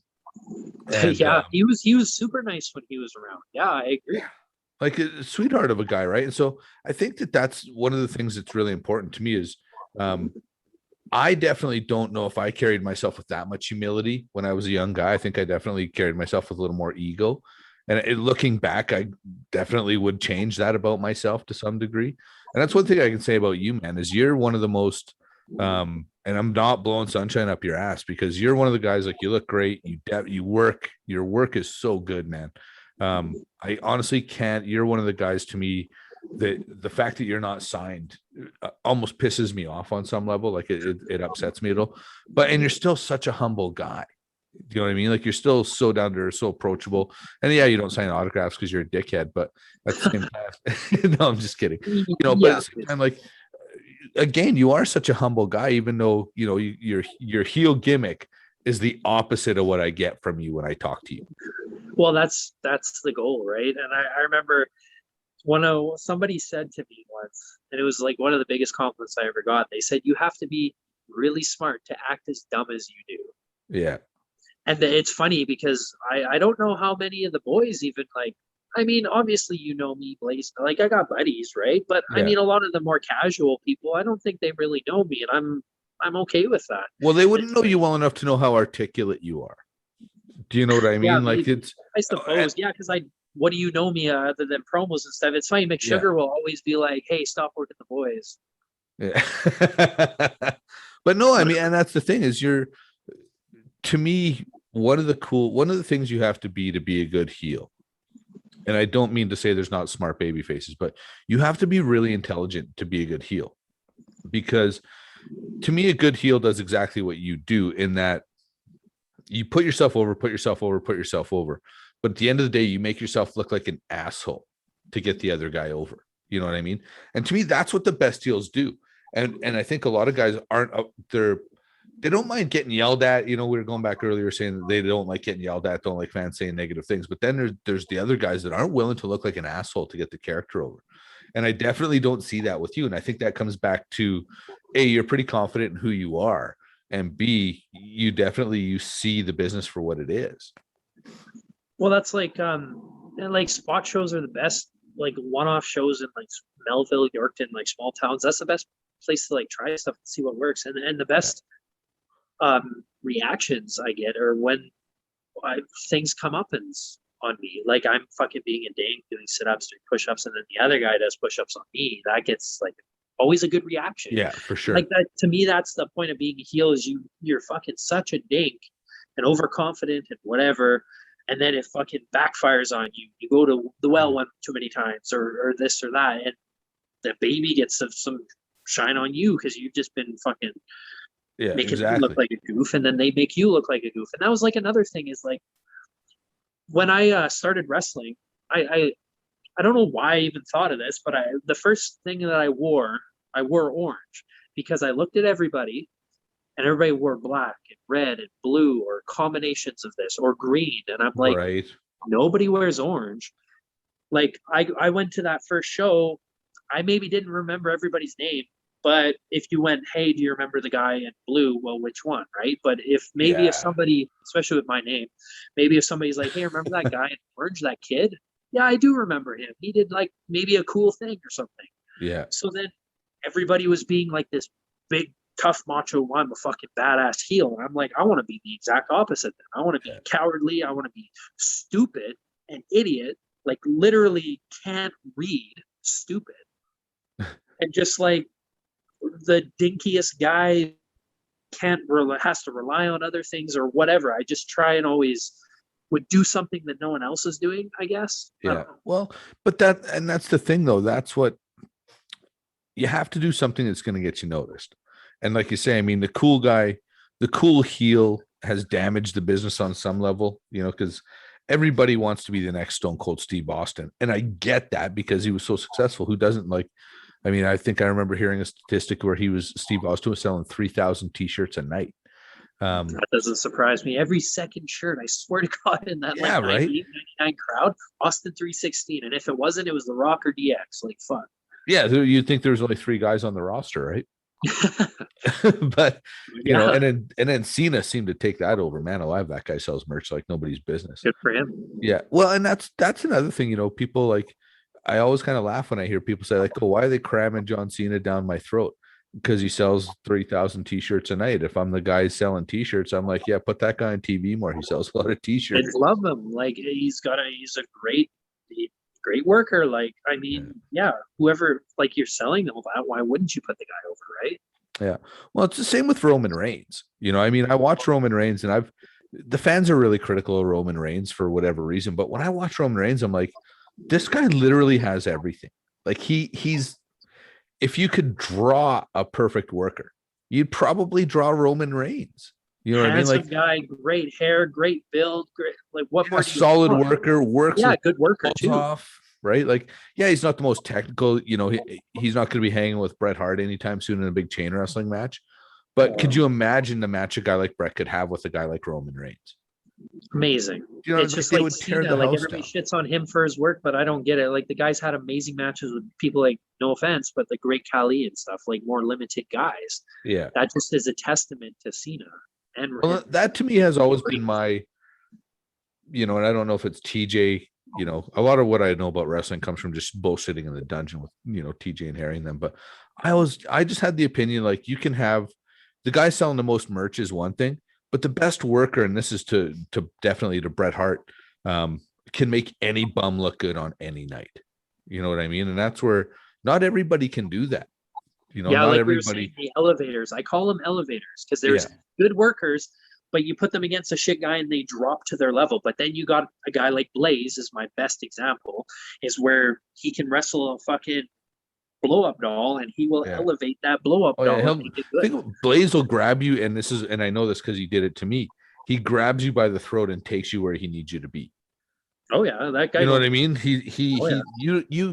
you don't have a choice but to elevate when you work with Michael Richard Blaze.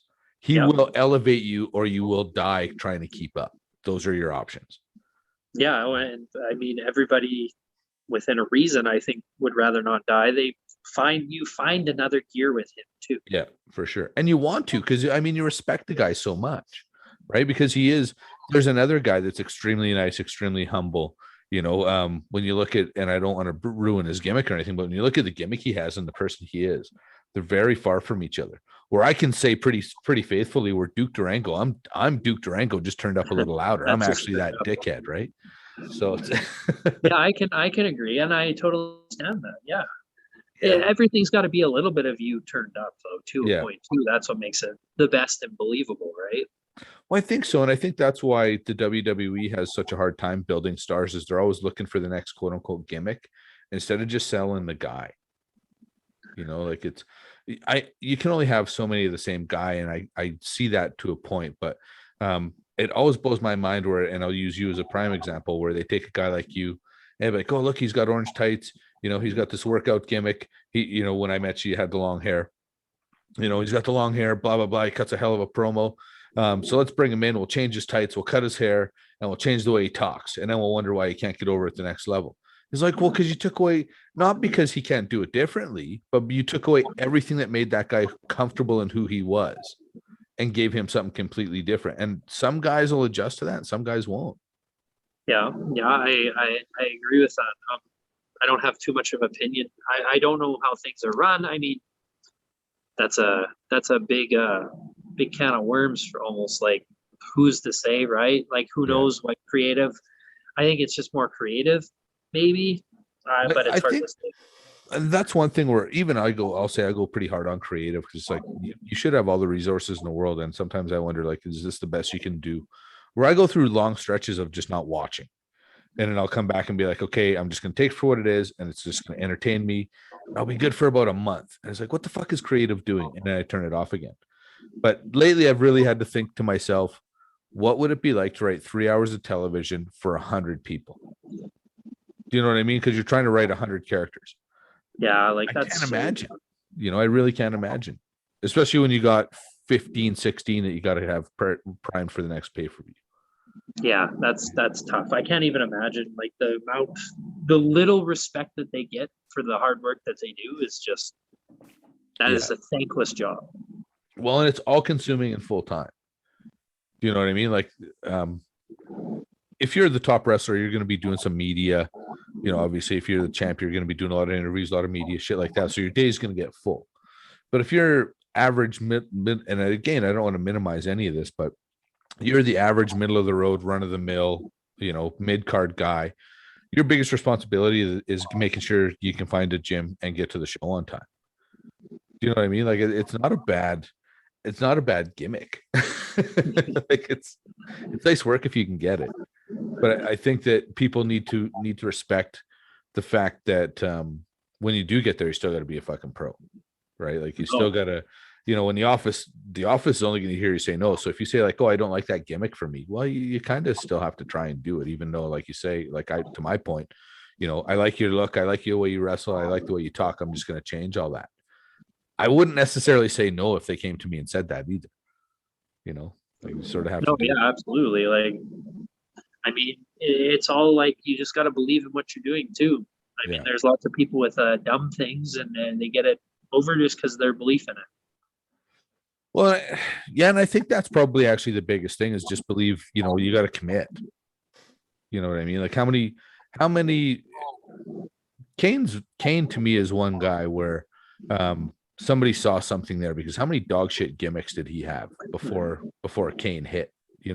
So somebody obviously saw that he was, the gimmicks weren't getting over, but he was committing, he was doing the work, he wasn't a slacker, and then finally something hit. It's funny, Kane's my guy. He always has been, and it's people always ask me and seem to be surprised, but I'm not a 7-foot tall guy, so I'm not going to take anything from him, right? Like I expect, you're not like Kane at all. What am I going to do like Kane? I'm not 7 feet tall, 300 pounds. Yeah, I'm not going to want to choke slamming guys.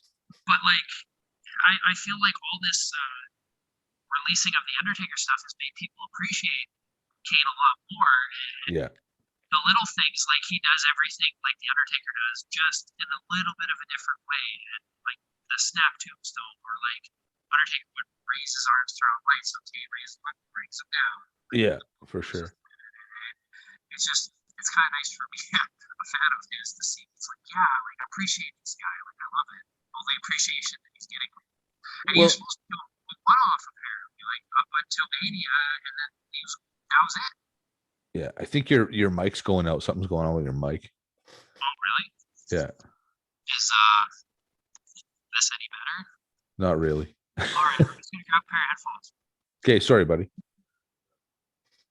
Got this.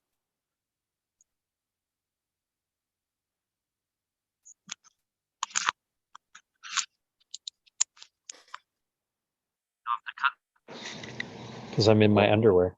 Oh, there you go. Well, I got to be careful, man. I've had situations where I didn't turn on my lights and I'm sitting here in like, dad's gray sweatpants. And one day I forget who I was on with, and I'd already started the podcast. And so I was sitting here in gray sweatpants, texting my wife, like, can you come down and turn on the lights real quick? So in the middle of the podcast, see my wife come down the stairs, flip on the lights, and take off away. So, anyways, I'll just start from that beginning. Like, I feel like all these documentaries that have come out have made people appreciate Kane a lot more. Because yes, he's a hard worker and all this, but he did everything that the Undertaker did, just in a little bit of a different way, like the snap tombstone, and like Undertaker raised his arms, turn on lights, Kane brings him up, brings him down. Like, just everything is kind of the Undertaker, just slightly different, and that takes a lot of talent to do, like a surprising amount. Like, and we saw kind of with the imposter Kane that just if that was the original Kane, I don't think it would have worked. And Kane was supposed to be a one-off too. He was supposed to be done at Mania, and that would have been it. Yeah, that was supposed to be like a 1-year program at the most, I think, right? Yeah, just take the Undertaker to Mania, or so they say. Yeah. So I mean, me being a Kane fan is just like, that's such appreciation. I love seeing the appreciation that he's getting, because I've always appreciated it, and it's nice to even be pointed out, like things I didn't notice. Like, you notice the snap tombstone, but you never really think about it, and he did it different on purpose. It's like, wow, that's actually really cool.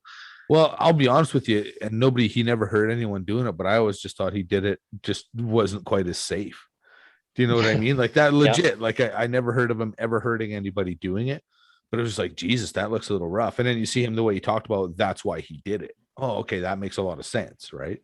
Yeah. Yeah. But just goes to show you too, when you're sitting at home watching TV, even though you're in the business and you've watched thousands of hours of wrestling, sometimes you still don't know what the fuck you're talking about. Right. Well, that just proves that just like is a testament to his work too. And then he's so strong. Like he tombstones Vader, like no problem. That's some serious strength, right? Yeah. That's because you can't tell me Vader was any less than 380. You know what I mean? No, like, he was high threes for sure. Yeah, that was a big man. I mean, if Kane had Vader and then someone like me, no problem. Well, one arm, Well, and people don't realize, the average person, it's so much more accessible now, I guess, for the average fan. But I just didn't realize how big those guys were to then put it into perspective how good of what kind of athletes they actually were.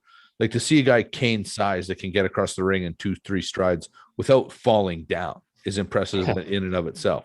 Then you see a guy like the Undertaker who's equally as large, and walking on the top rope. You know what I mean? Like it's just unbelievable what kind of athletes those guys really are. And then Especially they're like throwing drop kicks in people's mouths, and then you're training with people that are 6 feet tall, and they hit you in the gut with a drop kick. It's just unbelievable athletes for sure. Man, I remember somebody legit, definitely in the twilight of his career. I don't want to name him because I don't want to sue me. Somebody that I really do love and respect, and somebody that definitely I expected more from. But yeah, called drop kick to me, and I'm talking like a 5'10", 190-pound guy, and 1 foot in the sternum, 1 foot in the nuts. Yep. Like, I didn't even know how to sell you have that. one hand up here, and then you have I always have my one hand down below because I think I fell sideways, so I didn't even know how to sell it. Yeah. It's just nasty.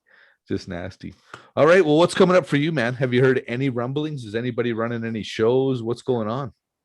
I don't know. Like I hear that we're getting some easier restrictions and maybe some crowds up to like 150 or something. So there might be some rumblings of stuff going on, but I haven't heard any confirmation of anything per se yet. So right. Well, yeah, it's one of those I was talking to Steele about it, and I was like, man, have you thought about retiring? Because this has really burned off like the last year and a half of what I'm glad I packed it in when I did. A, because the timing was right for me. I was ready to stop. But B, I mean, I would be really disappointed if this was, I wrestled my last matches through this shit. So hopefully they get going soon for you guys. Yeah. Pile driver. Remember that?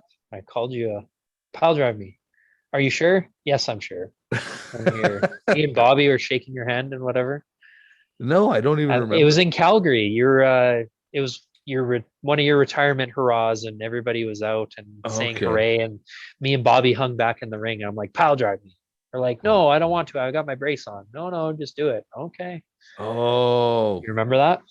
I do remember, because I do remember now saying like, I don't want to pinch your, because my brother used to have a knee brace and he would always fuck my head up with his knee. You actually, you got a little cut under, but whatever. It's fucking wrestling. Right?